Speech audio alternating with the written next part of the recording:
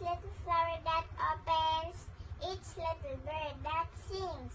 He made their glowing colors, he made their tiny wings. The purple-headed mountain, the river running by, the sunset in the morning, that brightens up the sky, the cold winds in the winter, the pleasant summer sun, the ripe fruits in the garden, he made them everyone. He gave us eyes to see them, and lips that we might tell how great is God Almighty, who has made all things well.